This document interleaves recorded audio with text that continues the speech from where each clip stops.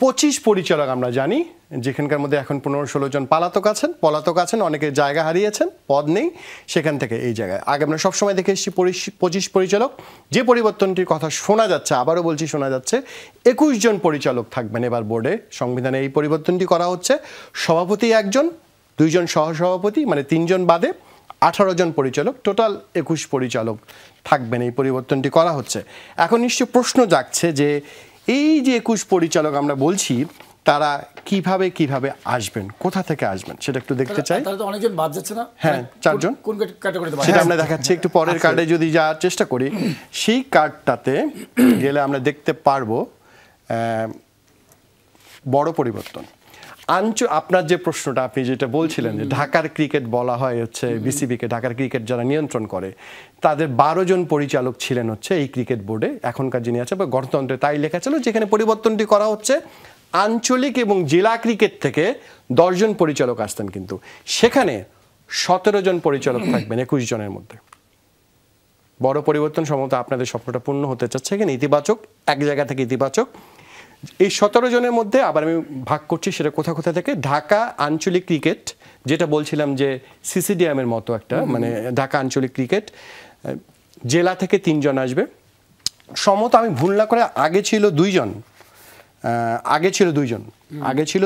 এখন সেটা 3 জন আসবে ঢাকা থেকে। চট্টগ্রাম আঞ্চলিক জেলা থেকে 2 জন, আগেও ছিল 2 জন ছিল। আমরা পরে কার্ডটাতে যাই, চট্টগ্রাম আঞ্চলিক এবং জেলা থেকে 2 জন, এবং খুলনা থেকে 2 জন, খুলনা থেকেও আগে 2 জন ছিল, খুলনা থেকেও 2 জন ছিল, রাজশাহী থেকেও 1 জন ছিল, সেটা হবে এখন 2 জন করেছে। রংপুর 1 জন ছিল, 2 জন হচ্ছে। রংপুর 1 জন ছিল, 2 জন পরিচালক আসবে রংপুর থেকে। রংপুর, আমি সহজভাবে বলি, রংপুর যে বিভাগটা আছে, এখান থেকে বিভাগ আর জেলা মিলে 2 জন পরিচালক বিসিবিতে আসবেন সহজভাবে।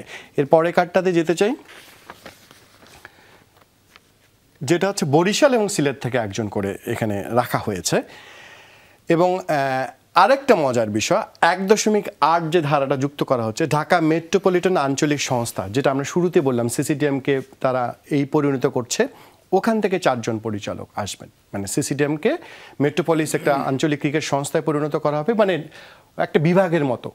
চট্টগ্রাম বিভাগ যেরকম, এরকম এখানকার দলগুলো মিলে সেটা একটা আঞ্চলিক ক্রিকেট সংস্থা, যেটা আমরা শুধু আঞ্চলিক ক্রিকেট সংস্থার কথাই বলছি, সেই কনসেপ্টটাতে নিয়ে আসা হয়েছে 4 জন। এবং 9.3.1 থেকে 6 ধারা, অর্থাৎ আম্পায়ার সম্মত, আমি যদি ভুল না করি, সেখানকার, তারপর বিভিন্ন সংস্থা থাকে, সেসব জায়গা থেকে আগে ছিল 1 জন পরিচালক, সেটা এখন 2 জন পরিচালক হতে পারবেন। আমরা পরের কার্ডটা একটু যাই।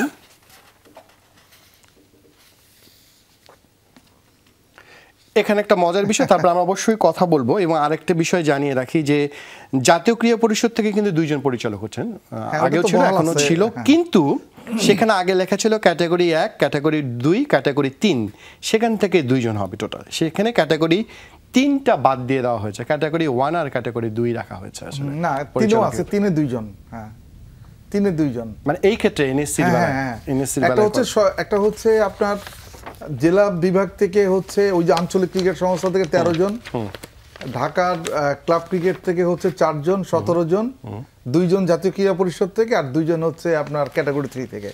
দ্যাট মিন্স সব মিলে 21 জন। এবং মজার বিষয় অনেকগুলো কারণ আছে দর্শক, আমি যদি বলি, আপনারা জানেন যে বিসিবিতে কারা সদস্য হতে পারবেন, কারা কাউন্সিলর হতে পারবেন, কারা পরিচালক হতে পারবেন, এরকম অনেক নিয়ম ছিল, আগের গঠনতন্ত্র ছিল, সেসব তো থাকছেই। এর বাদে আরেকটা নিয়ম যুক্ত করা হয়েছে। বারবার ক্রীড়া উপদেষ্টার সাথে আমরা একটা যমুনা টিভি ইন্টারভিউ করেছিলাম, সেখানেও বলেছিলেন যে কিভাবে একনায়ক গঠিত হয়, সেটা আসলে সেই জালটা ছিন্ন করতে চায়। তারই পরিপ্রেক্ষিতে হয়তো বা এই নিয়মটি করা হয়েছে। পরপর সরাসরি সভাপতির কোনো কথা নেই, যেহেতু সভাপতি হতে হলে আগে পরিচালক হতে হয়, সেখানে লেখা আছে পরপর 2 মেয়াদে পরিচালক হলে নির্বাচন করতে পারবেন না এরপরে আর। মানে এই হচ্ছে, আমি এরপর আরও আলোচনা করব, ইন্টারেস্টিং আরও কিছু আছে। আপনি কিভাবে দেখেন এই নিয়মকে? এই নিয়মটা আমার মনে হয় যে কোয়ালিটি থাকলে কেন করতে পারবে না? আপনি যদি ভালো কাজ করে, 2বার যদি সে ডিরেক্টর হয়ে থাকে, 3rd টাইম কেন করতে পারবে না? ভাই কি বলেন শামীম ভাই? হ্যাঁ, এটা আপনি দেখেন, আপনি যদি আমাদের পড়শি ইন্ডিয়া ক্রিকেট বোর্ডের দিকে তাকান, আর বিসিসিআই, পিসিবি, শ্রীলঙ্কা, আপনি ইভেন অস্ট্রেলিয়া বিভিন্ন জায়গা দেখেন, আপনি খেয়াল করে দেখবেন যে তাদের যে বোর্ড অফ ডিরেক্টরসের অনেকে আছে যে 25-30 বছর পর্যন্ত আছেন, তারা বিভিন্ন সময় এক জগবন্ডাল মিয়া কতবার ঘুরে ফিরে।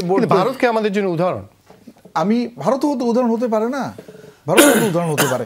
এখন যেটা হচ্ছে এইটা কি আপনি উদ্দেশ্য করছেন কিনা যে এই পরিচালক যেন আর ক্রিকেট বোর্ডে আসতে পারে না, সেই জন্য এই আইনটা করা? কারণ আমি তো কয়জনের নাম জানি যারা অলরেডি 2 বার আছে, তারা কি ইলেকশন করতে পারবে না? সেই ক্ষেত্রে কি তাদের ক্ষেত্রে কি প্রতিবন্ধকতা করার জন্য করা হচ্ছে কিনা, তাই না পাইলট? এরকম মনে হচ্ছে না? আপনার সাথে একমত। সেকেন্ড হচ্ছে ধরেন সাপোজ এক্সাম্পল, আমরা তো ক্রিকেটের হিস্ট্রিতে অত বেশি ভালো ছিলাম না, তো আমাদের টেকনিক্যাল লোক কিন্তু আসলে ডে বাই ডে অনেক ইমপ্রুভ করছে। যেমন তামিম, সাকিব, মুশফিক এরা তো এখন ভবিষ্যতে আসছে, এরা অনেক দিন আমার মনে হয় যদি এই অর্গানাইজেশন আসে তাহলে ওরা কিন্তু আরো ভালো কিছু করবে। ধরেন সাপোজ তামিম রিটায়ারমেন্টের পরে যদি ইলেকশন করতে চায় 1 বছর পরে, তো তামিম 8 বছর পরে তার মানে বাদ আর করতে পারবে না, 2 টার্মে থাকার পরে আর বাদ, ওর তো বয়স থাকছে আরো। এইটা আমার কাছে মানে ক্লজ না। সে যদি মানুষ চায় ভালো কাজ করে তো কেন বারবার হবে না? হ্যাঁ, হতেই পারে, এটা কি করবে? সে যদি মনে করে যে সুন্দর ভালো কাজ করছে, প্রবলেমটা কোথায়? সেটা আর কি, মানে কিন্তু যদি বলে যে ওই যে আপনার একনায়কতন্ত্র গঠন হয়ে যায়, একটা লোক দীর্ঘদিন বারবার আস্তে আস্তে আস্তে, নাকি আপনি মনে করেন যে একনায়ক হতে চাইবে এই কাঠামোর মধ্যে হয়ে যেতে পারবে? না, একনায়কতন্ত্র আপনি অনেক কিছু জায়গা থেকে যেগুলো আপনি একনায়কতন্ত্র করতে পারবেন আপনি যদি নিয়মগুলো মানেন। যেমন আমাদের একনায়কতন্ত্র কেন হয়েছিল, আপনি একটা সিন্ডিকেট বানাই ফেলেছেন ক্লাবের, এই 50টা 60টা টিম একটা কোম্পানি নিয়েছে, তো 50টা টিমের একটা মানুষের হাতে বা একটা কোম্পানির হাতে যদি থাকে তখন কিন্তু অটোমেটিকলি ওই চাল চিনি বা আলুর মতো সিন্ডিকেট হবে। আপনি ক্লাবগুলোর মধ্যে এমন একটা ব্যারিয়ার রাখেন যেন এই ধরনের কাজগুলো করতে না পারে। আমার কাছে মনে হয় কনসেপ্ট যারা দায়িত্বে আছেন তাদেরই তো যদি মানসিকতা না চেঞ্জ করেন তাহলে আপনি সব জায়গায় সিন্ডিকেট হবে।